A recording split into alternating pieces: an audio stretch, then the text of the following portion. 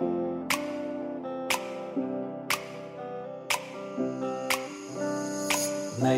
नई नई ये बातें, नई है जानकारी, आ गई अब हमारी सीनियर्स की बारी। नई नई नई ये बातें, नई है जानकारी, आ गई अब हमारी सीनियर्स की बारी।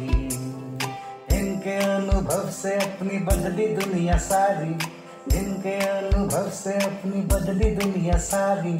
टाटा टाटी नाना नानी करते बातें प्यारी। सुन लो तुम, समझ लो तुम, हाँ सुन लो तुम, समझ लो तुम, सुन लो तुम, समझ लो तुम, बात ये हमारी। खुश रखोगे इनको तो होगी खुशी तुम्हारी। नई बातें हैं ये देखो, नई जानकारी, आ गई अब हमारी सीनियर्स की बारी।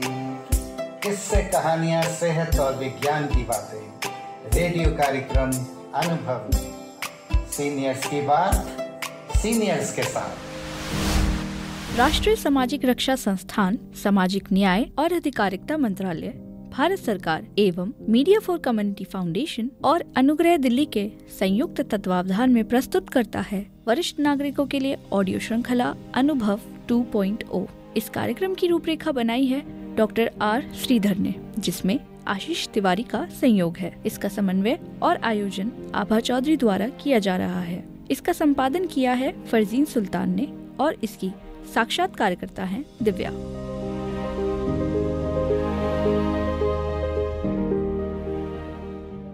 प्राथमिक उपचार सुविधाएं किसी दुर्घटना या स्वास्थ्य आपातकाल की स्थिति में तत्काल दी जाने वाली प्रारंभिक चिकित्सा सहायता होती है। इसका उद्देश्य जीवन को बचाना, स्थिति को बिगड़ने से रोकना और रोगी के शीघ्र स्वस्थ होने में मदद करना होता है।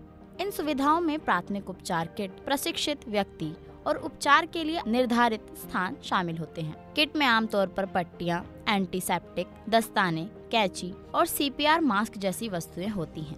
प्राथमिक उपचार सुविधाएं स्कूल, कार्यस्थलों, सार्वजनिक स्थानों और घर में अत्यंत आवश्यक होता है, ताकि किसी भी आपात स्थिति में त्वरित सहायता प्रदान की जा सके। और इन्हीं सब विषयों पर काम करते हैं डॉक्टर दमनदीप सर। सर, आपका बहुत बहुत स्वागत है। सर, सबसे पहले अपने बारे में हमारे श्रोताओं को बताएं। जी, मेरा नाम दमनदीप सिंह है। मैं असिस्टेंट प्रोफेसर हूँ दिल्ली कॉलेज ऑफ फार्मेसी से। इससे पहले भी मैं समाज सेवा के अंदर काम करता रहा हूँ। हमारी एक संस्था है जिसका नाम है SIM India, social improvement movement India, जो कि दिल्ली के लिए एक मेडिकल इक्विपमेंट बैंक के अंदर अभी उसका एक मेन प्रोजेक्ट है, जिसमें हम फ्री मेडिकल इक्विपमेंट बैंक जो है उसको रन कर रहे हैं। वो सिर्फ ज़रूरतमंद लोगों के लिए है और उसके लिए एक व्हाट्सएप नंबर है विच इज़ 8130723707। करना क्या है कि इस नंबर के ऊपर आपने आधार कार्ड और जो हॉस्पिटल की प्रिस्क्रिप्शन है आपकी, जिसके ऊपर डॉक्टर ने एडवाइस किया है, उस प्रिस्क्रिप्शन को व्हाट्सएप करना है, जिसके अगेंस्ट टीम जो है वो आपको रिवर्ट कर देगी और आपको एक टाइम या स्लॉट बता दिया जाएगा कि आपने इस पर्टिकुलर टाइम पे इस स्लॉट से जो है आपने अपनी उस इक्विपमेंट को ग्रैब करना है।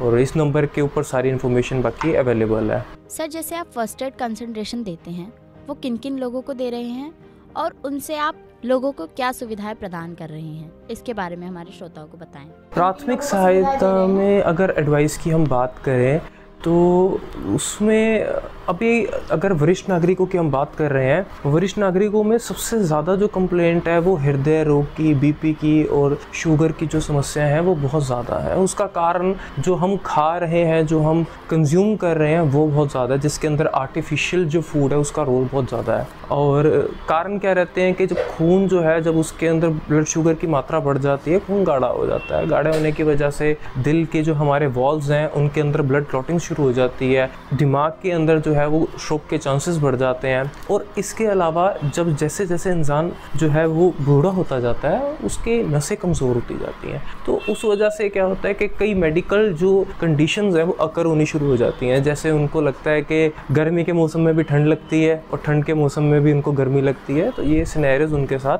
बनते रहते हैं।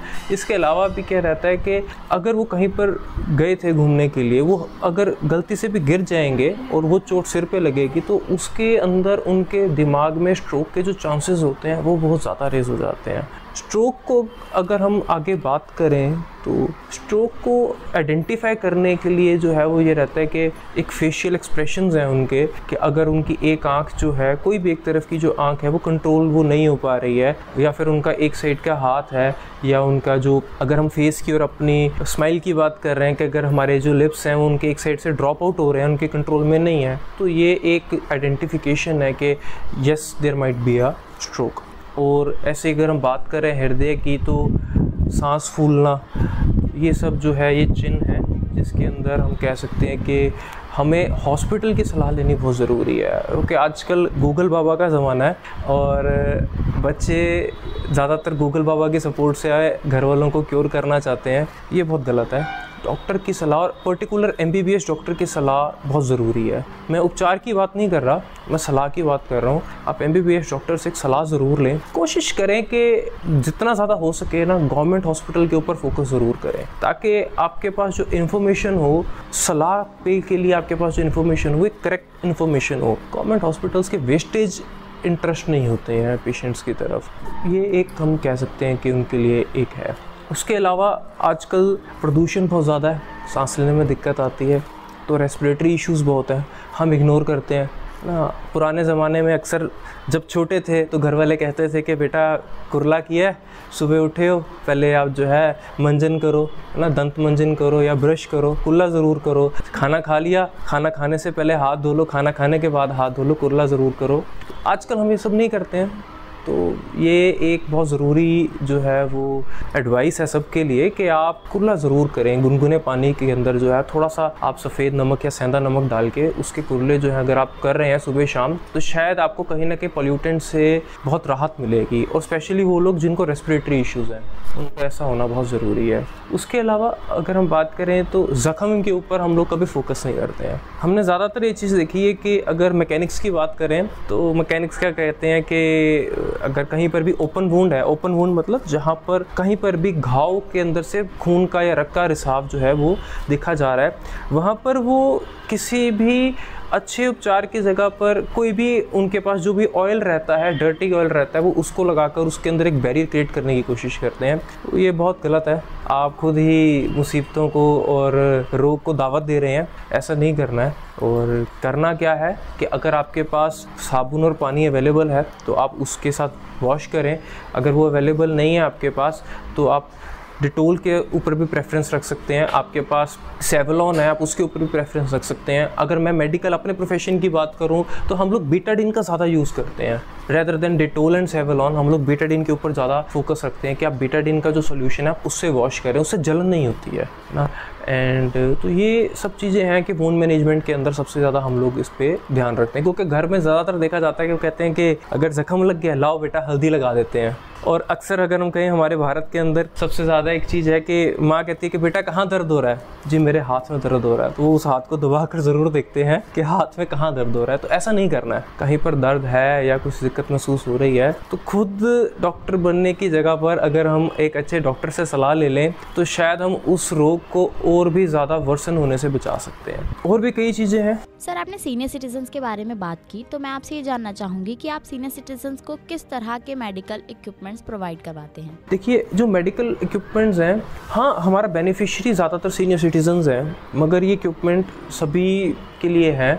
बस एक ही टर्म है कि जो नीडी है वो ही हमें अप्रोच करे। और इक्विपमेंट्स के अंदर कंसनट्रेटर्स हैं, ऑक्सीजन सिलेंडर्स हैं, हॉस्पिटल बेड हैं, सक्शन मशीन्स हैं, व्हील चेयर्स हैं, कमोड चेयर्स हैं and manual and electronic back rest हैं। तो ये सब इक्विपमेंट्स हैं। और अगर आप इन नंबर्स के जो आपको नंबर बताया था आप उसके ऊपर अगर अप्रोच कर रहे हैं आप उस पर, तो उसकी भी DP के ऊपर हर एक चीज़ मैंशनड है। एक बात का ध्यान रखना कि अभी तक तो हम लोग इसके अगेंस्ट ना किसी से कुछ भी मांग नहीं रहे हैं। तो इन केस आपसे कोई भी इसके अगेंस्ट कुछ मांग रहा है, कुछ भी कैश इन काइंड, तो हमें अप्रोच ज़रूर करना, क्योंकि ये प्रोजेक्ट अभी तक कमर्शियलाइज अप्रोच के लिए नहीं है। मतलब किसी भी ऐसी उसके लिए कि आप अगर कुछ ऐसा कर रहे हैं तो आप पहले कुछ हमें दें, क्योंकि अभी तक इसका कोई भी नो रेंटल है, नो सिक्योरिटी, नो मेंटेनेंस है। हमारी तरफ से तो फ्री ऑफ द कॉस्ट है ये। कहीं ऐसा ना हो कि जिन्होंने इसके बारे में बताया वो कहीं आपका नुकसान कर जाए। तो बस ये हमारा। सर, इसके साथ ही हमें अपने संस्था के बारे में बताएं।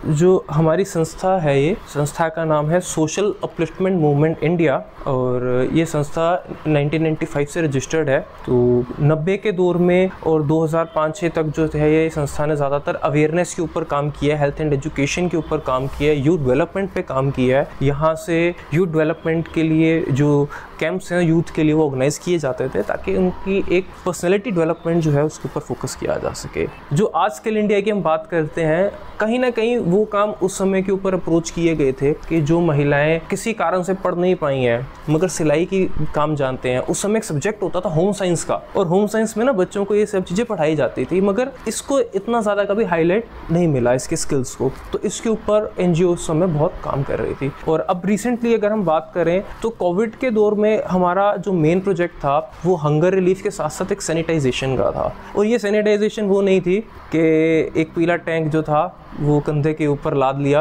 और कोई भी डिटोल या एंटीसेप्टिक सॉल्यूशन को घोलकर आप सड़क पर उतर गए, ऐसा नहीं था। डस्टर मशीन्स थी, हाईटेक मशीन्स थी। वो हाईटेक मशीन्स के साथ जो था सोडियम हाइपोक्लोराइड या हाइड्रोजन पेरोक्साइड, जो गवर्नमेंट की तरफ से WHO की तरफ से गाइडलाइंस थी कि हमने इन्हीं को यूज़ करना है, उन एजेंट्स को यूज़ करके सैनिटाइजेशन कंडक्ट कराई जा रही थी। और वो ब्लस्टर मशीन्स जो थी वो पानी को वेपर के अंदर कन्वर्ट करती थी, जिससे कि वो एरिया के अंदर, क्योंकि ड्रॉपलेट इन्फेक्शन था ये, तो उससे नुकसान कम था और सैनिटाइजेशन ज़्यादा हो पा रही थी। और जो सैनिटाइजेशन थी ये बहुत अच्छे लेवल पर कम्युनिटी के अंदर कराई गई है।